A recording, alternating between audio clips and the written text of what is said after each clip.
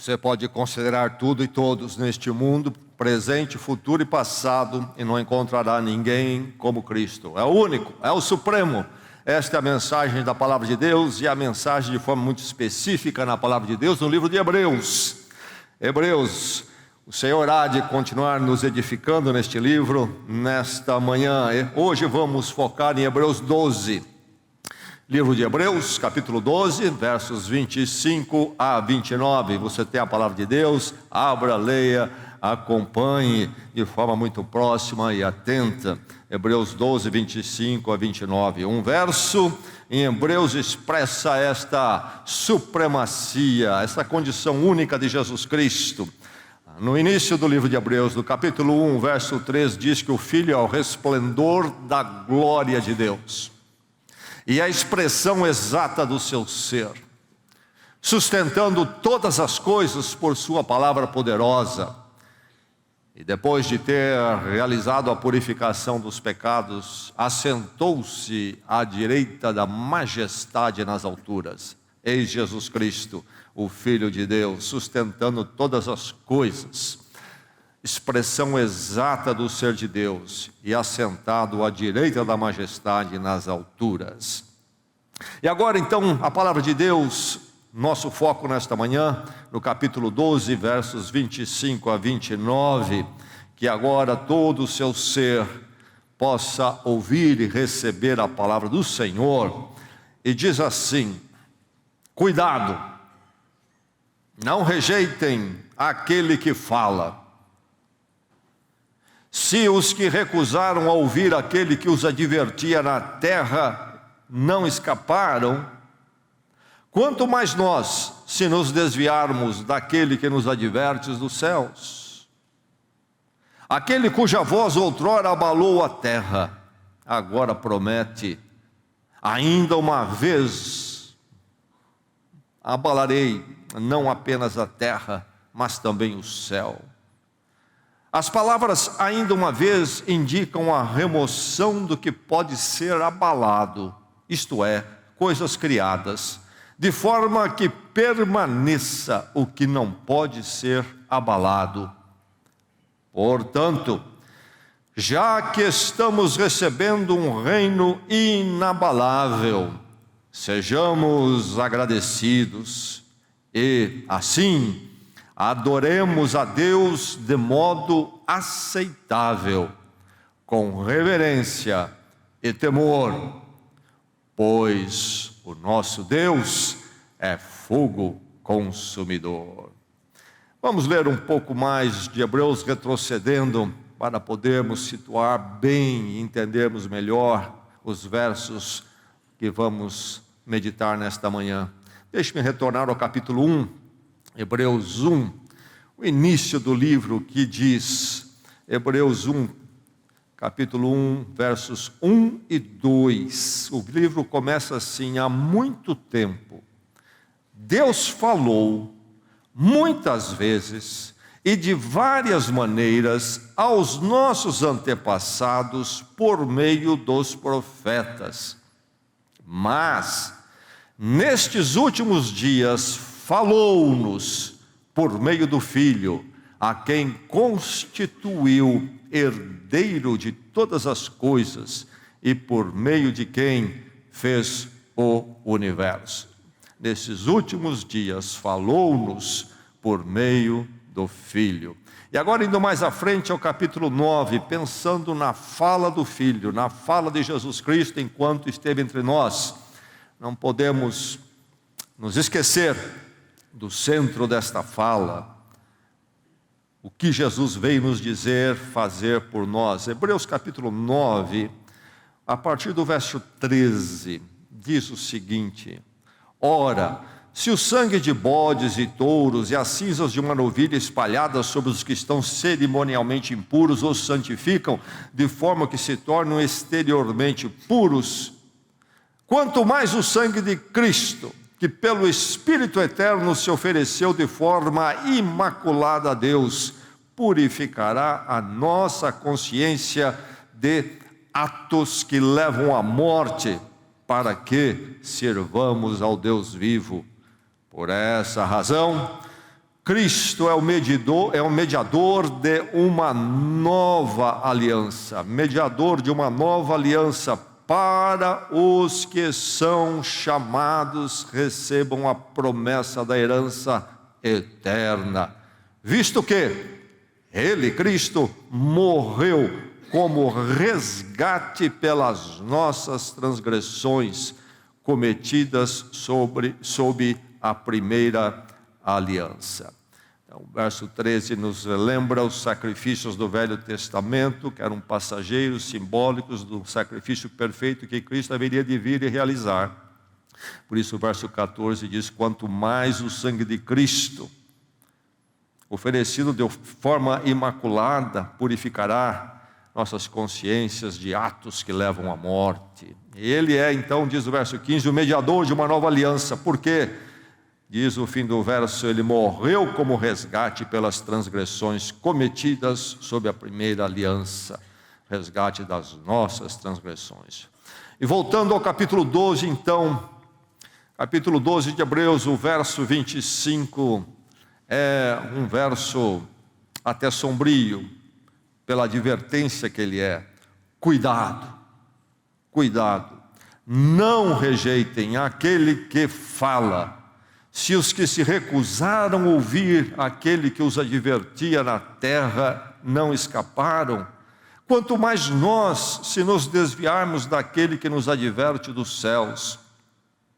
O verso 28 diz: portanto, já que estamos recebendo um reino inabalável, sejamos agradecidos e assim adoremos a Deus de modo aceitável, com reverência e temor, pois o nosso Deus é fogo consumidor.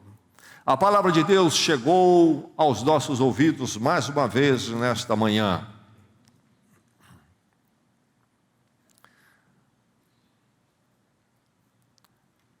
Reich é a forma portuguesada na palavra alemã, que quer dizer um ambiente de domínio.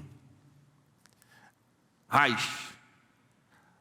O regime nazista, que foi derrotado na Segunda Guerra Mundial, instalado lá na Alemanha, os nazistas, eles afirmavam que eles eram agora o que eles chamavam do terceiro Reich, terceiro domínio alemão, considerando outros dois momentos, quando os alemães, os povos germânicos, tiveram ali uma participação num domínio grande na Europa. Mas agora eles seriam o terceiro, os outros dois passaram, mas agora eles seriam o terceiro domínio germânico.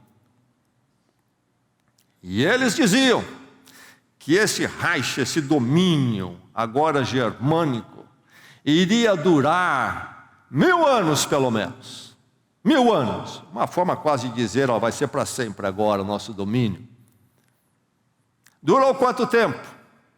Bem, já falei, e nós sabemos, acabou com a derrota na Segunda Guerra Mundial, 1945. Quantos anos durou? Quantos anos foi possível existir um Reich, terceiro, que duraria 1000 anos? Durou 12 anos. 12 anos.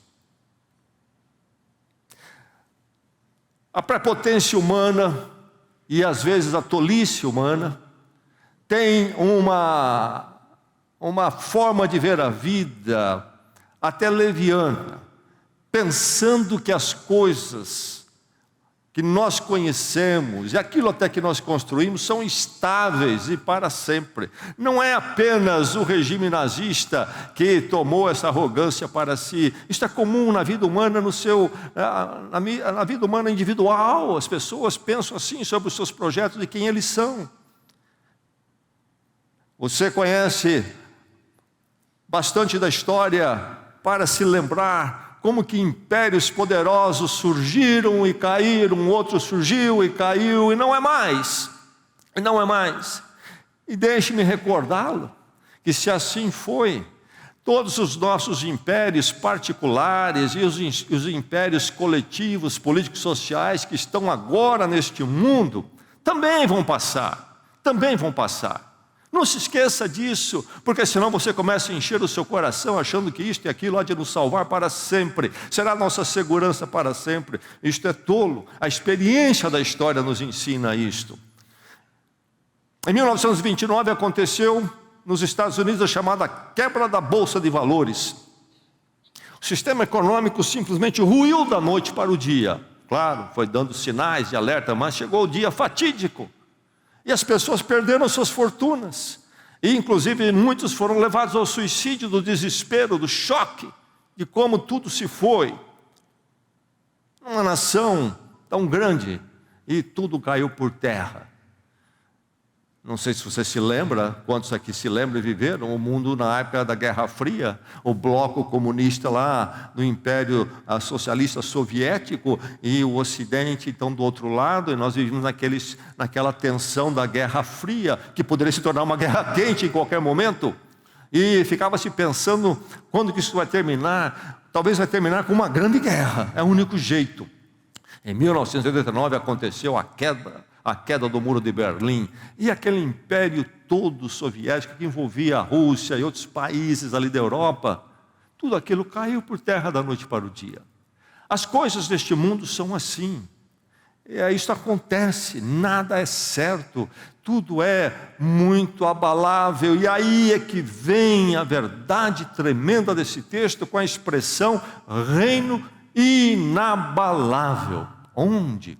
Como? Nós conhecemos a realidade, nós conhecemos a história, as coisas são abaláveis, e agora a palavra de Deus anda com a expressão reino inabalável, mas diz, nós que estamos recebendo um reino inabalável, diz o texto. Você ouviu, não ouviu?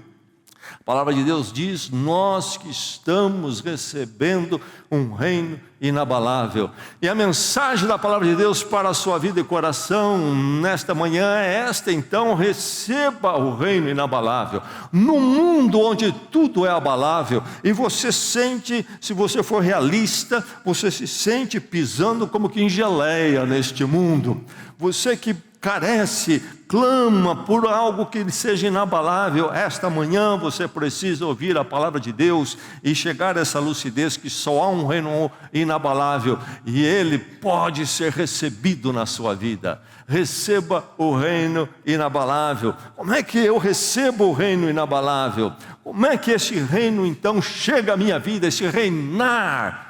Esse Reich verdadeiro, eterno, como é que isto chega à minha vida? É preciso que você e eu nos submetamos, você se submeta à voz celestial. Não a uma voz terrena, mas a voz celestial. É o único jeito de você encontrar finalmente aquilo que é inabalável e o seu espírito encontrar a segurança e o descanso que nenhum reino particular seu ou coletivo possa lhe dar.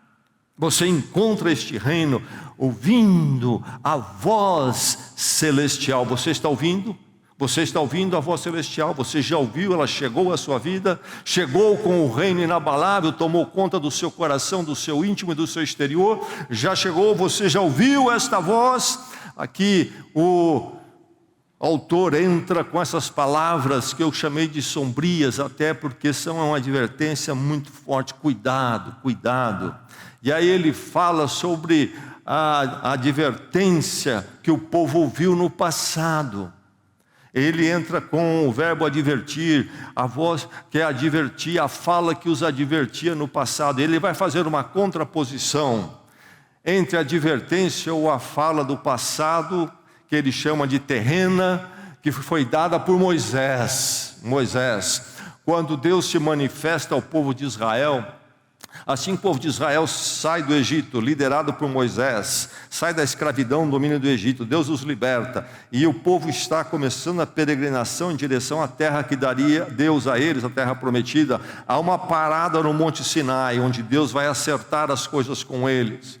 E ali então o Monte Sinai entra naquele estado agitado e turbulento, uma teofania, uma representação da manifestação de Deus. E ali naquele Monte Sinai, em então Deus dá a Moisés para dar ao povo a sua lei justa e santa, que deveria guiar aquele povo todo. Mas naquele momento, quando o povo contempla o sacudir da montanha, lá do Sinai, eles então são tomados ali por um assombro e um terror. A coisa é tremenda, a fumaça, o fogo, o som que vinha dali.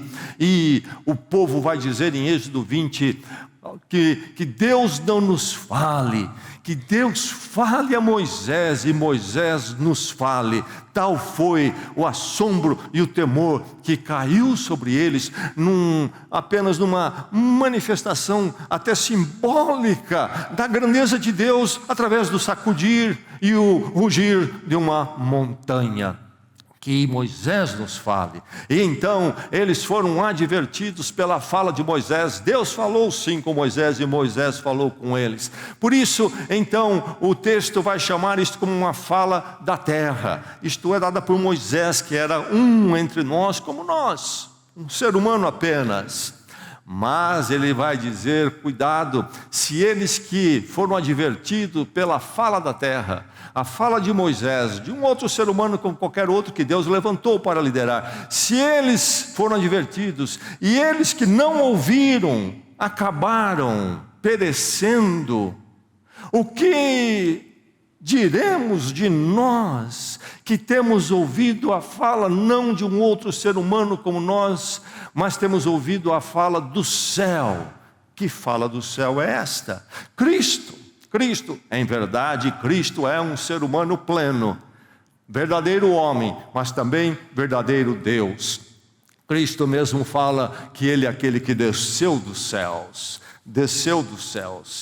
Em Filipenses, o apóstolo Paulo canta sobre essa dinâmica, dizendo que aquele que então subsistia como Deus, veio ser achado na forma humana. Este é Jesus Cristo, aquele único, supremo, que é o resplendor da glória de Deus, é a expressão exata do seu ser, sustentando todas as coisas com a sua palavra poderosa. Sim, Ele se identificou conosco, verdadeiro homem, mas verdadeiro Deus. Então, Ele está apontando aqui, está dizendo a você que você precisa ouvir a voz do céu, a voz de Cristo.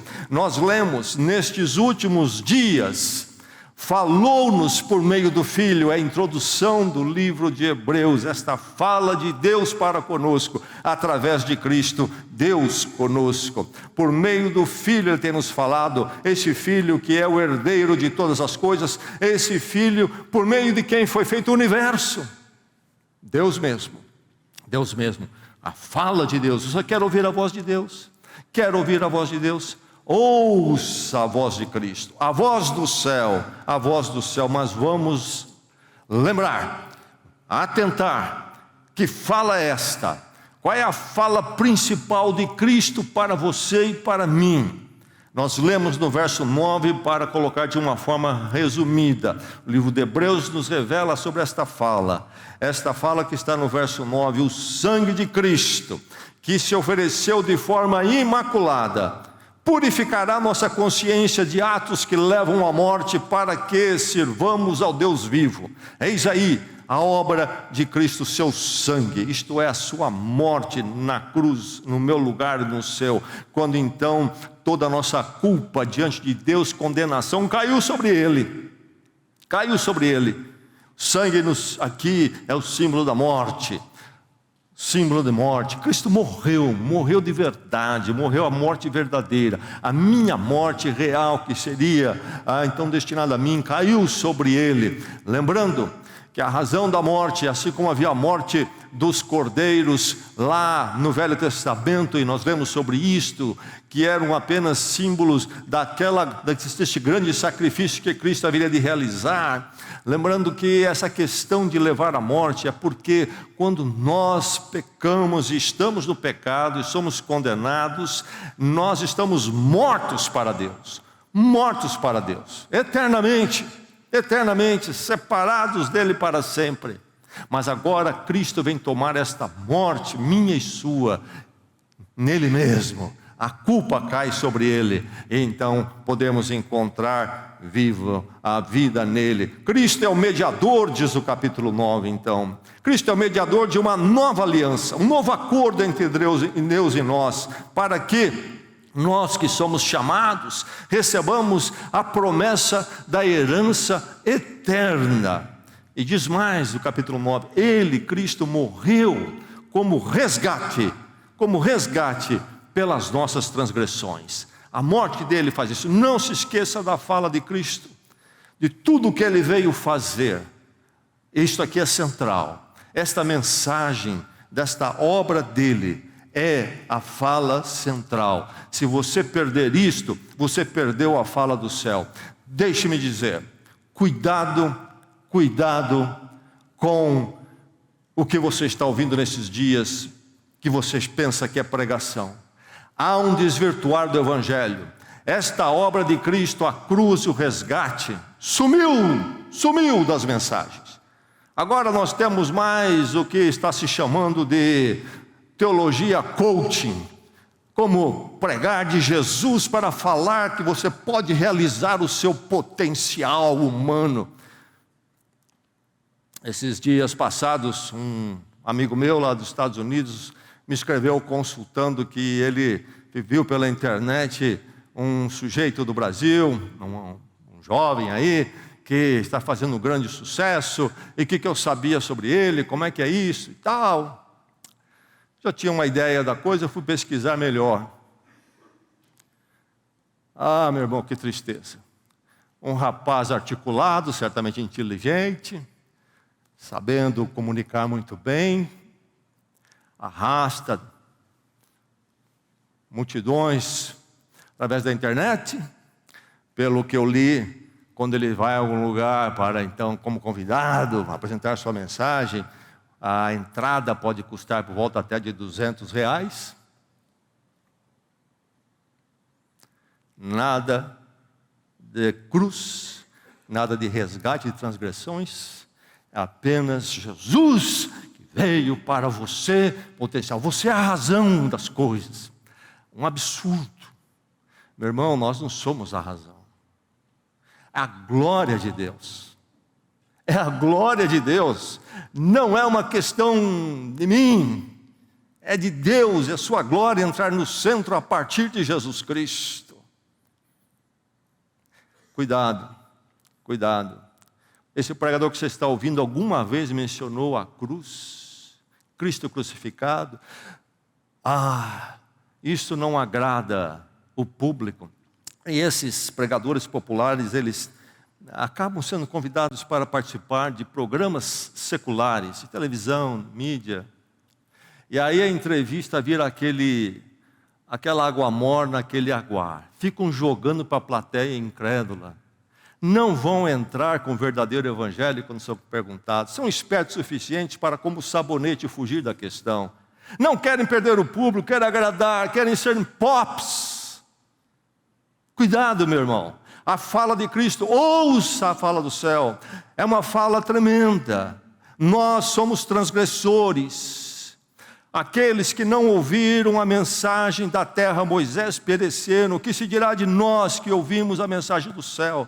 Porque somos transgressores, pecadores, devedores diante de Deus, se não for a cruz, e então o arrependimento e o cair em si profundo.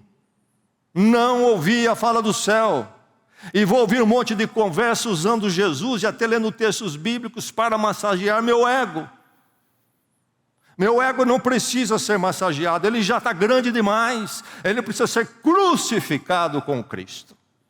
E a glória de Deus surgir tomando conta da minha vida. Ouça, submeta-se à voz celestial. Já aconteceu isso na sua vida? Já aconteceu isso na sua vida?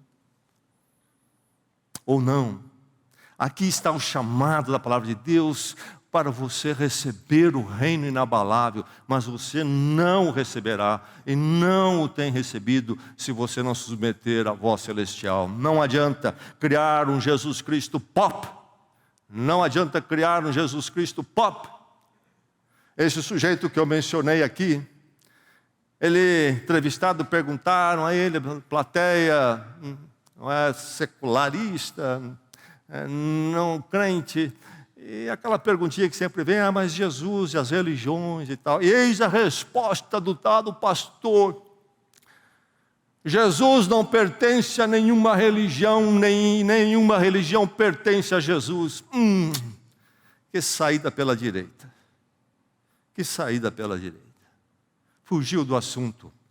Perdeu a oportunidade de falar do Evangelho e jogou com a plateia para se tornar mais pop. Não deu a voz do céu para o povo ali.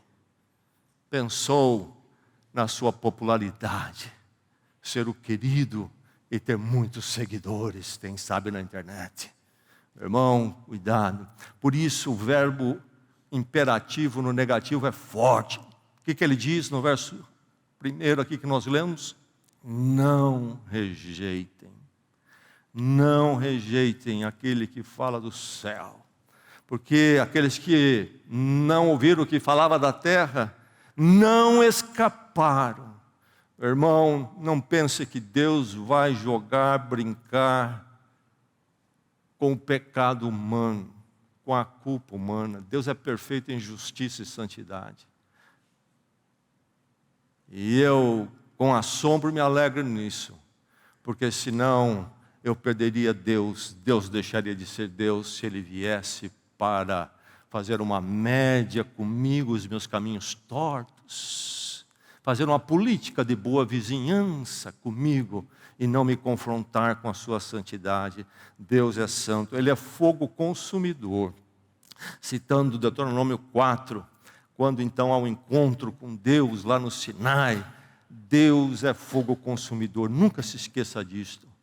Veja a cruz de Cristo, caiu esse fogo sobre Cristo, e Ele morre aquela morte terrível e tremenda, que está à altura daquilo que eu mereço diante da justiça de Deus.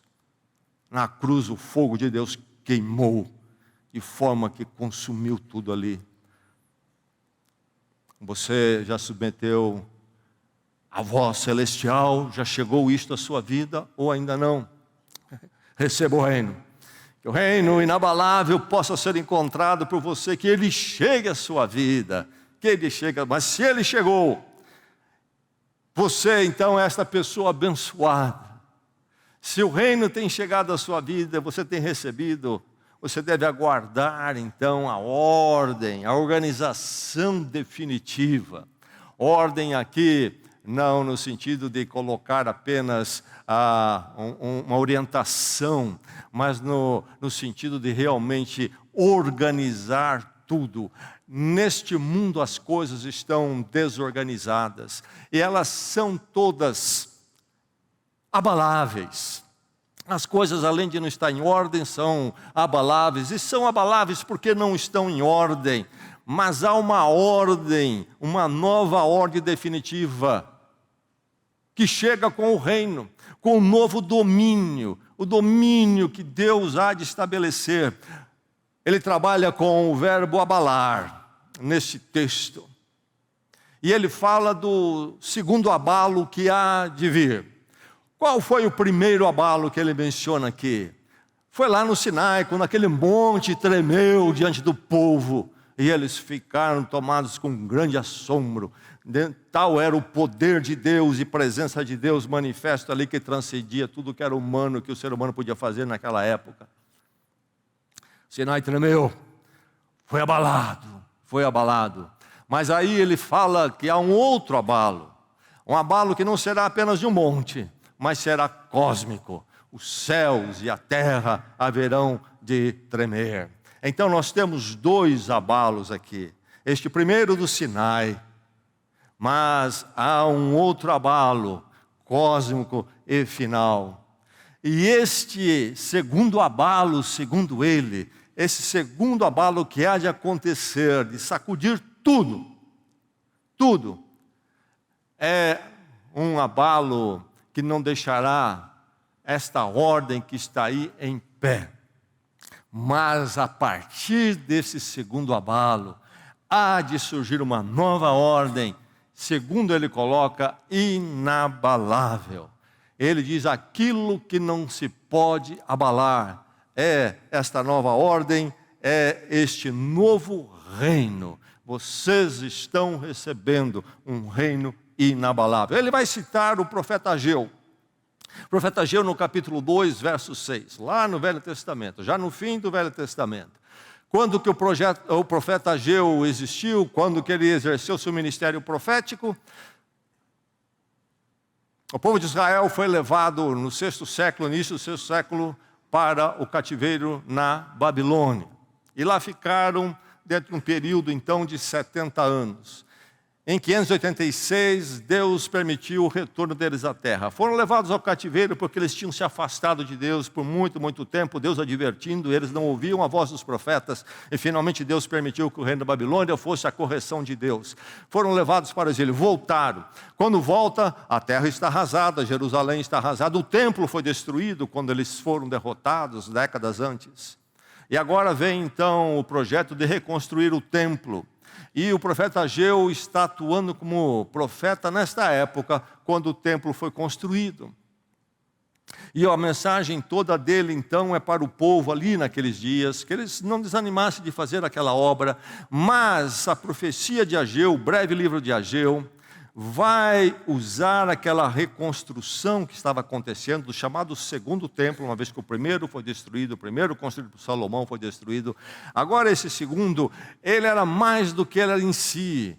Ele era apenas uma metáfora de um outro templo e de uma outra restauração do povo de Deus, que então seria final e tremenda. É a profecia de Ageu.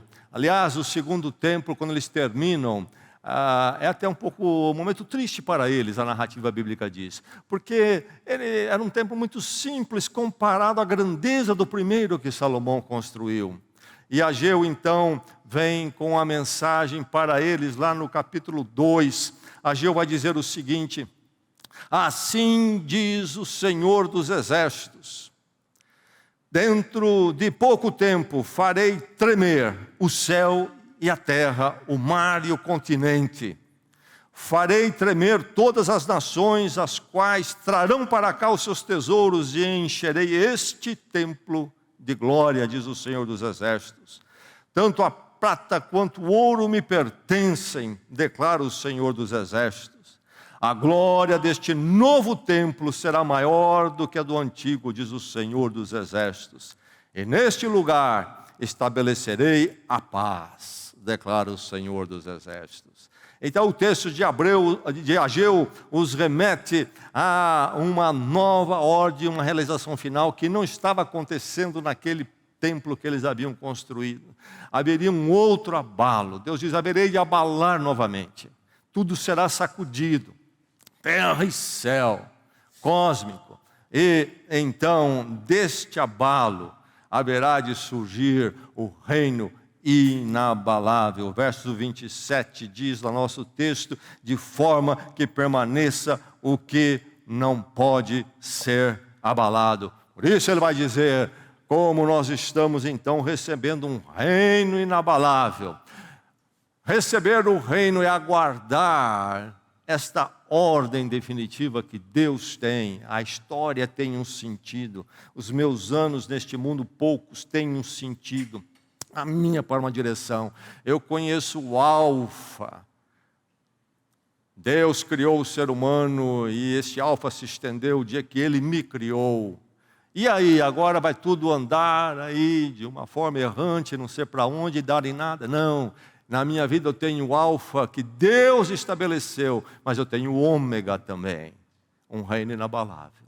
Há um sentido total para a minha vida, que só encontro na voz que fala do céu, o Evangelho de Jesus Cristo, na palavra de Deus. Então este reino inabalável, esse domínio de Deus, reinar é dominar, que já chegou ao meu coração, já recebi esse reino inabalável, mas há de se cumprir e se consumar lá à frente. Então, meu irmão, minha irmã, cuidado com essa pregação toda aí do coaching, teológico, que começa a lhe dar a ideia de que você está aqui para, no seu poder, criar um reino inabalável aqui.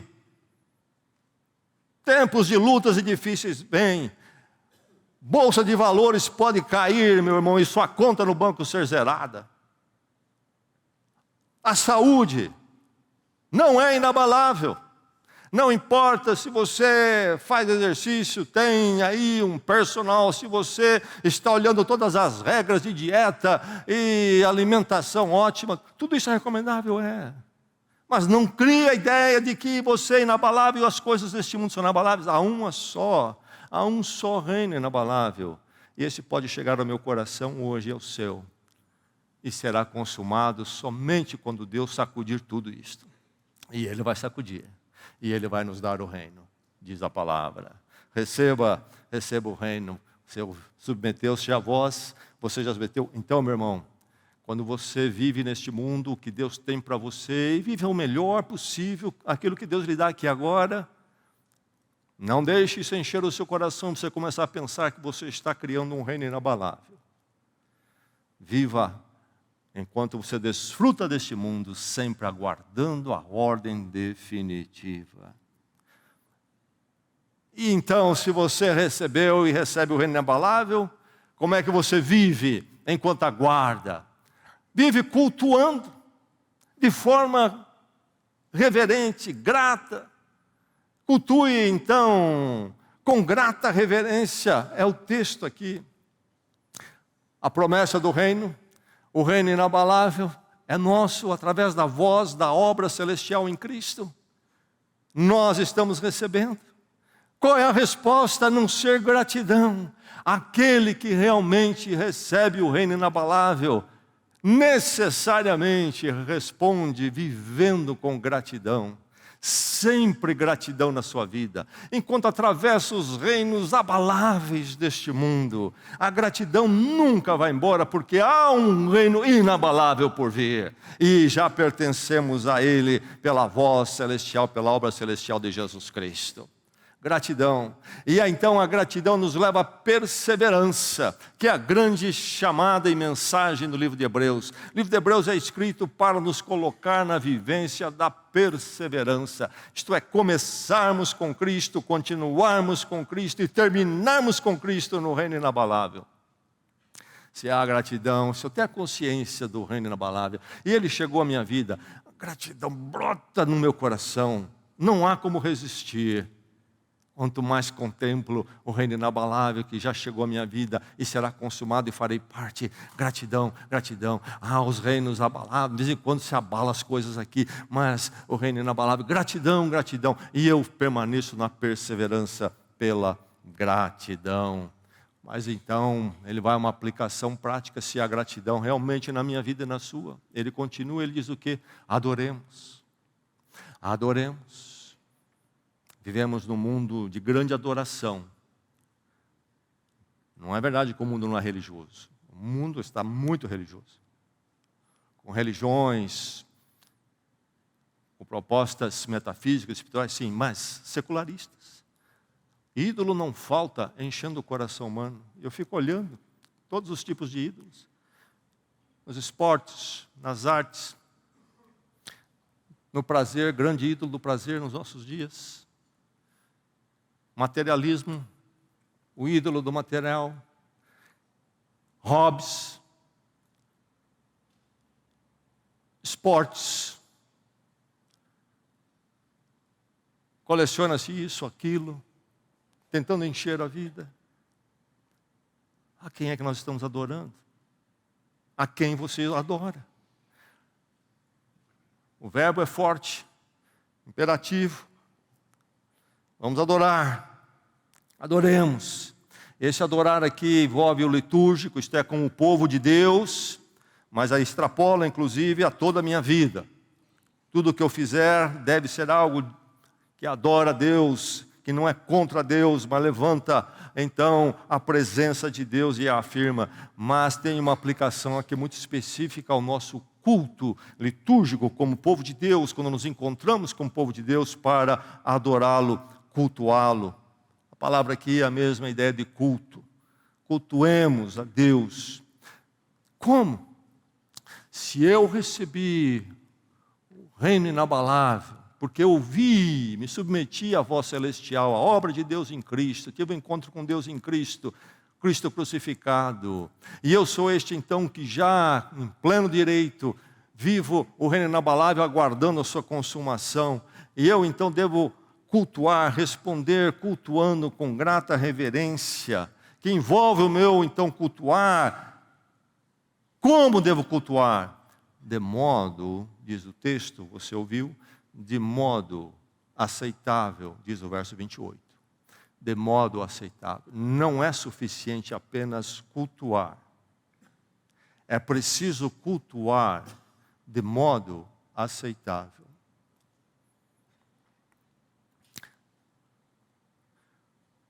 O que é que rege a forma como nós cultuamos aqui? E eu zelo por isso com muito cuidado. Muita coisa acontece no culto. Mas o que é que está gerenciando tudo isso? E dizendo isso acontece, isso não acontece. Como responsável, pastor da igreja, que Deus me colocou aqui, eu tenho consciência disso e zelo com muito cuidado. De modo aceitável, precisa ser o culto. Não é de qualquer modo, é de modo aceitável, diante de Deus.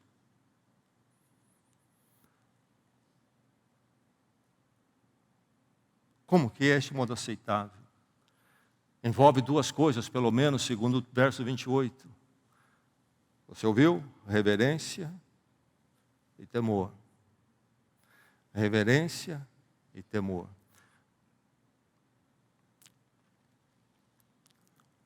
Se você tem contato com cultos diversos por aí nos nossos dias, eu pergunto a você, em quantos cultos você percebeu a reverência e o temor? Reverência e temor. Em quantos cultos?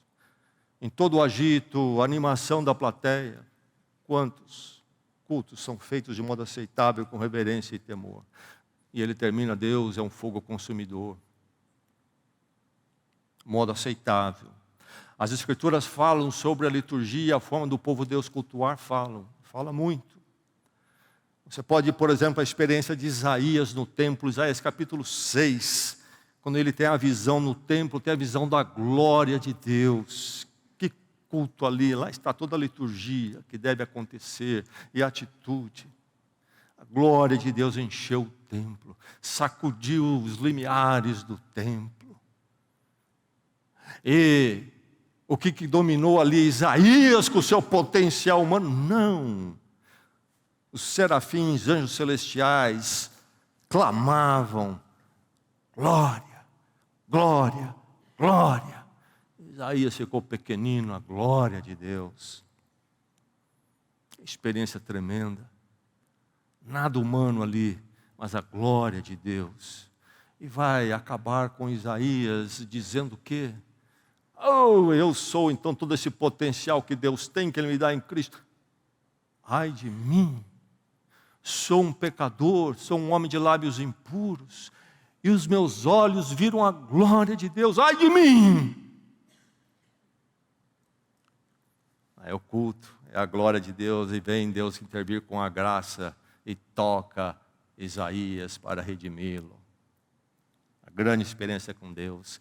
Chegamos à glória de Deus, vemos a nossa pequenez. E aí quando nós caímos na nossa realidade, nossa miséria e distância de Deus, é que Deus nos alcança. E então nos redime para Ele, para a sua glória.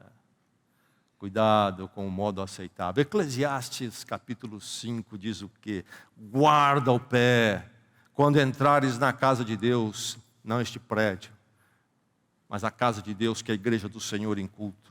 Guarda o pé quando entrares na casa de Deus. Chegar-se para ouvir é melhor do que oferecer sacrifícios de tolos, pois não sabem que fazem mal. Não te precipites com a tua boca, nem o teu coração se apresse a pronunciar palavra alguma diante de Deus, porque Deus está nos céus e tu estás na terra. Meu irmão, o culto foi perdido. Quando olho o que está acontecendo por aí, na grande maioria, sim, cultos bíblicos, mas na grande maioria foi perdido. Por quê? O culto é governado não mais pelo modo aceitável da reverência e temor. O culto é governado pela estética. Vamos fazer um negócio que é bonitinho. Vamos fazer aqui no palco uma coisa que é bonitinha. Todo mundo achar bonito. Vai causar uma sensação nas pessoas admirar. Falar, mas você viu o que fizeram lá? Vamos fazer assim o povo cantar, porque fica bonitinho. Gosto. Coloca aí essa música, põe assim, faz o culto assim, porque o povo vai gostar. Fazemos um culto que é orientado, governado pelo quê? Pelo que agrada as multidões. Tendência. Vê o que está fazendo por aí. Lá estão fazendo assim, o povo ajunta lá, precisam fazer igual. O que eles fizeram lá? Jogaram isso, fizeram aquilo, cantam assim, e o povo vem, precisam cantar isso, colocar dessa forma, acontecer isso no culto. Estamos de olho, o que está dando resultado e o povo está vindo, vamos copiar, e você vê tudo ficando meio igual. Não é um governo da palavra de Deus no culto da igreja, mas de tendências, o que está na moda, o que está arrastando o povo. É isso que governa os cultos. E alguns querem governar com democracia. Vamos votar aqui quem gosta disto. A maioria votou que gosta disso. Então vamos fazer assim, porque a maioria quis. Meu irmão, a igreja nunca foi democracia. A igreja é do Senhor, é governada por Ele. Nós podemos nos consultar, podemos, desde que você ouça a voz de Deus, se manifeste conforme a vontade de Deus e não conforme a sua. É uma teocracia, é um governo de Deus. Não é o que o povo quer, é o que a palavra diz. O pastor precisa cuidar disso, é a responsabilidade dele, porque ele há de responder diante de Deus por isso. A tradição. Mas sempre fizemos assim, agora a gente está mudando. A tradição em si não é problema ou errada, mas ela precisa passar pelo filtro também da palavra. Às vezes coisas que nós acostumamos, crescemos naquilo, nunca paramos para pensar, um dia a luz brilha e diz, olha, isso não é conforme a Bíblia ensina. Não pode ser assim. Se a tradição estiver bem diante da Bíblia, nós mantemos, se ela não estiver, nós tiramos. Porque quem tem que governar é a palavra. E aqui está, para não ir muito longe, um resuminho, nós vamos ir mais longe. 1 Coríntios, por exemplo, 14, diz o quê? Paulo falando sobre o culto, o que pode acontecer no culto, o que não pode acontecer no culto, o capítulo inteiro, 1 Coríntios 14, 1 Coríntios 14, tudo seja feito para edificação, não é tudo seja feito para juntar mais gente, tudo seja feito para edificação. As pessoas estão sendo construídas na palavra em Cristo, a igreja como um todo está sendo construída na palavra em Cristo, para edificação. Ele vai dizer no fim do capítulo o quê? Mas tudo deve ser feito com ordem, e podemos aí colocar reverência de Hebreus juntos. Tudo com ordem. Eu não gosto de ordem, eu sei, porque a ordem me aperta. Nós não buscamos ordem pela ordem, nós não somos governados pela ordem. A ordem não é nosso ídolo, nós não cultuamos a ordem. Mas há uma ordem que é conforme a palavra. E quando nós colocamos esta ordem, na verdade, não estamos cultuando a ordem, mas cultuando segundo Deus e a sua palavra. O culto não pode ser um lugar de desorganização. Tudo seja feito como ordem, diz 1 Coríntios 14.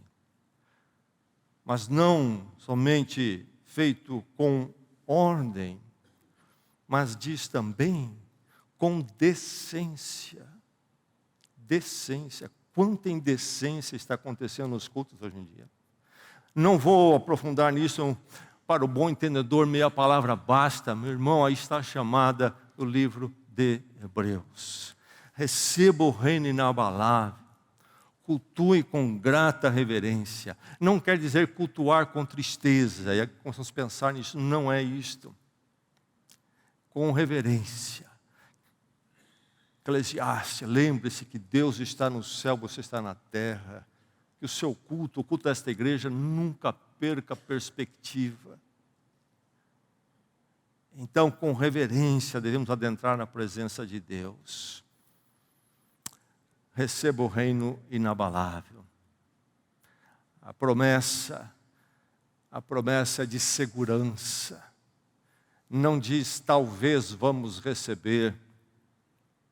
Diz que, ouvindo a voz do céu, a gratidão tomando conta das nossas vidas, nós vivemos aguardando esse reino e nós já o recebemos em nossas vidas.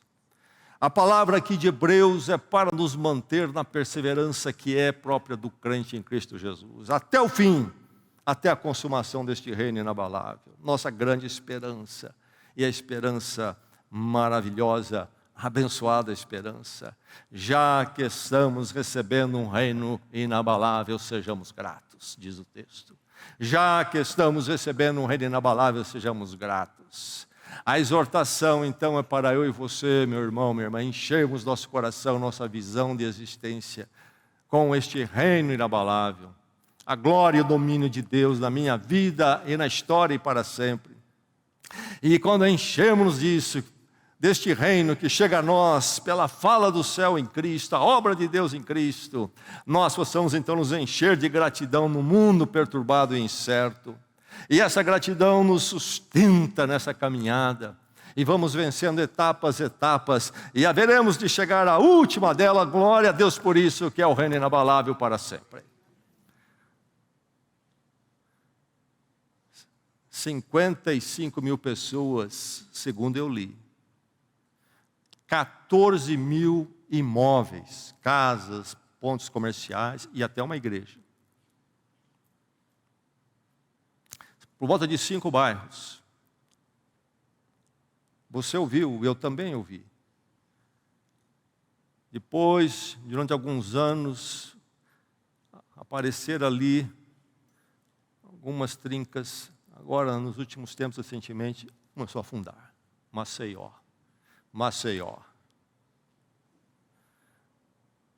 Por que afundou? Esse povo dormia naquelas casas, e até aquela igreja, igreja no sentido de prédio. O povo jantava, almoçava, o povo comprava e vendia nas vendas ali.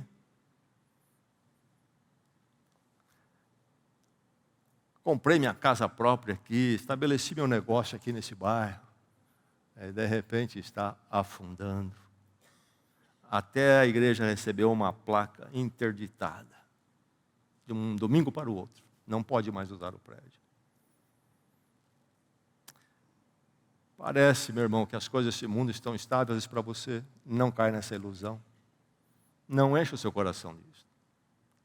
Só um reino inabalável. Esse é o reino do Senhor em Cristo Jesus para todo sempre. Vamos orar.